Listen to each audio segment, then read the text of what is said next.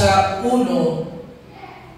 verse 15. God had special plans for me and set me apart for His work even before I was born. He called me through His grace. Blessed be the name of the Lord. Ibig sabihin po yung sinabi dito, set me apart. Don't forget, huwag niyo pong kalimutan na habang tayo buhay, tayo po'y,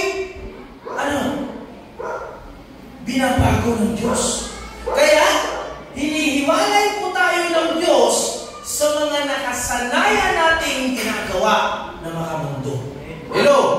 Set me apart. Kaya nga, ang salvation po may 3 aspeto. 3 aspects of salvation. Una, justification.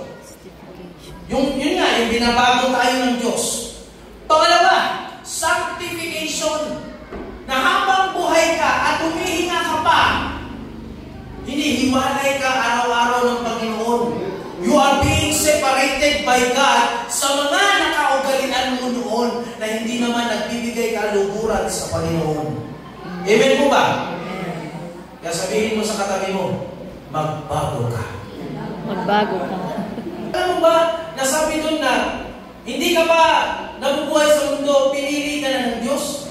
Ibig sabihin, hindi lang basta ikaw ang pinili ng Diyos, pati yung nakakasama mo sa araw-araw, pinili din ng Diyos sa iyo yan. Bakit? Ano sabi sa Isaiah? Because you were precious in my eyes, dahil mahalaga ka sa paningin ko, bibigay ko sa iyo at ihahanda ko yung mga tao na makakasama mo. Amen. Foreigners or strangers, any longer, hindi ka na foreigner. Hindi ka na, ano sabi na, hindi ka na strangers. Ano sabi, ano lagi tinuturo natin sa mga anak natin? Anak, pag nasa school, don't talk to strangers. Ibig sabihin, kung wala ka pang Kristo, yung tinuturo mo sa anak mo, ikaw pala yun. Hello? Tingnan mo. Kung ano nakikita ng anak mo sa'yo, yun ang ginagaya. Tapos sinasabi mo, don't talk to strangers. Yung stranger na yun, ikaw pala yun. Bakit mo nasabi, Pastor? Yung mga ginagawa mo noon, hindi maganda sa mata ng anak mo eh. Kaya huwag mong pagalitan yung anak mo. Pag lumaki, nagiging katulad mo. Matigas sa ulo, mahilig sa mga bagay na hindi maganda. Kasi yun yung nakikita, natutunan niya sa'yo eh. Amen po ba? Amen. Pero nung ikay nakakilala kay Kristo, nung ikay tumanggap kay Kristo as your Lord and Savior, ano sabi dito? You Gentiles are not foreigners or strangers any longer. Oh, makinig. Sabi dito, you are now citizens together with God's people. Hallelujah! Palakpakan natin ang Lord.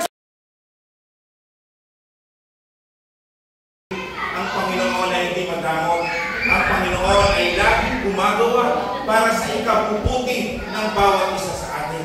Sabi ko nga, pagkalooban ng Panginoon, kahit anong gawin ng tao, kahit anong gawing pagpipigil, kahit anong gawin na pagtalikod, magaganap at magaganap ang kalooban ng Panginoon. Wala kang trabaho, magkakaroon ka ng trabaho. Hindi mo ina-expect magandang trabaho. Hindi ka pa gumagaling sa matagal mong sakit, sa isang kumpas lang ng Panginoon, gagaling ka. Anong gusto ng Panginoon?